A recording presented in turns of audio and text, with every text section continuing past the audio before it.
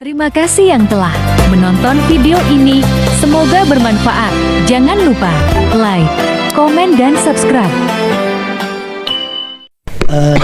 يمكن السؤال الثاني جاءت من أختي أسمى.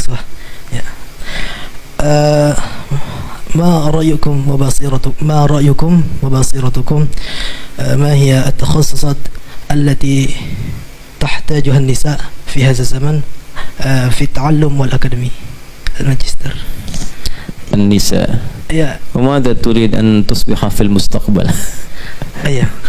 جاءت من أختي. Ada titipan pertanyaan dari saudari perempuannya, apa jurusan yang sesuai untuk perempuan di era seperti sekarang? Itu ya. Baik. Jadi ibu. Jadi ibu yang baik. Karena sekarang jurusan terbaik itu sebenarnya bagi perempuan itu jadi ibu yang baik. Kalau istri yang baik. Kalau anak yang baik. Itu yang paling tinggi, karena kita sekarang akan dihadapkan, kalau kita nanti satu saat kita belajar riset tentang hadis-hadis perkembangan zaman, akan ada kondisi-kondisi, kata Nabi, yang dinamika sosialnya makin tinggi, kemudian pergolakannya makin kompleks, kriminalitasnya makin beragam, dan itu skala global. Saat-saat demikian dibutuhkan pendampingan yang kuat, minimal supaya bisa mencegah dari maksiat. Sekarang tadi siang kita bahas kan, kalau orang tua sudah bekerja, ibu sibuk, kan mulai ada perpisahan dengan anak ya. Anak masuk SD, anak masuk TK, siapa yang mampu menjaga mereka? Ya, kalau nggak dititipkan sama Allah, kita nggak bisa jamin disayang-sayang, diberikan pendidikan di rumah, tiba-tiba masuk sekolah dicipi makanan yang tidak tepat, bergaul dengan kawan yang salah, tiba-tiba masuk kampus dekat-dekat dengan orang-orang yang bergaul dengan sesuatu yang dilarang, narkoba kah, tawuran kah, macam-macam kah. Bagaimana bisa mengembalikan itu?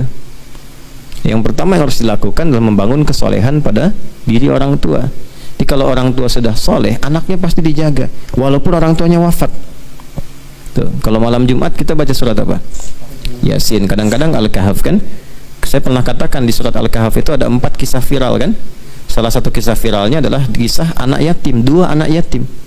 Oleh Allah diperintahkan kepada Nabi Khidir alaihissalam, Nabi Musa alaihissalam untuk datang ke satu tempat, meruntuhkan satu bangunan, karena di bawahnya itu ada harta peninggalan yang Allah siapkan untuk 2 anak itu.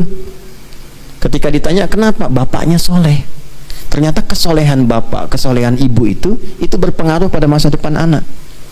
Dan anak-anak menjadi baik itu pada akhirnya yang pertama kali mesti soleh ibunya. Kenapa? Karena tugas ayah itu nanti akan ada tugas di luar untuk mencari nafkah, sedangkan ibu banyak waktunya di dalam. Dan hubungan anak dengan ibu itu lebih kuat tersambung dibandingkan ayah dengan anak, sebab ada ASI yang disalurkan dari sejak 0 sampai 2 tahun. Quran surah kedua ayat ke 233. Di ASI itu kan banyak sekali, banyak hal yang tersambungkan, dan bukan hanya untuk menguatkan, bukan hanya antibodi.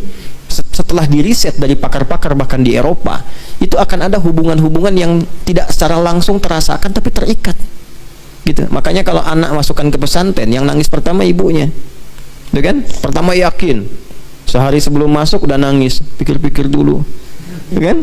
Udah diantarkan gak mau pulang, baru sehari udah pengen balik lagi, ibu kan? Tuh, ikatannya kuat di situ. Nah, maka dari itu apa yang harus dilakukan ketika anak tumbuh dan sebagainya, ibu tuh lebih banyak di rumah. Saya sarankan perempuan punya kegiatan apapun, sehebat apapun, tetap jurusan terakhirnya menjadi ibu yang terbaik. Kalau dia menikah belum jadi ibu, jadi istri yang terbaik. Keluarkan ayat-ayat tentang istri. Kalau dia belum menikah, jadi anak yang baik. Keluarkan ayat-ayat bakti pada kedua orang tua. Itu yang paling penting. Baik ya. Jadi kalau ditanya lagi apa jawaban Ustaz tadi, jurusannya jadi ibu yang baik. Jelas? Jazakallahu khair. Baik. Kalau yang lain-lain sudah banyak, mau pilih ini pilih itu silahkan, tapi kompleksitas sekarang itu lebih rumit. Nanti satu saat kita belajar dengan detail.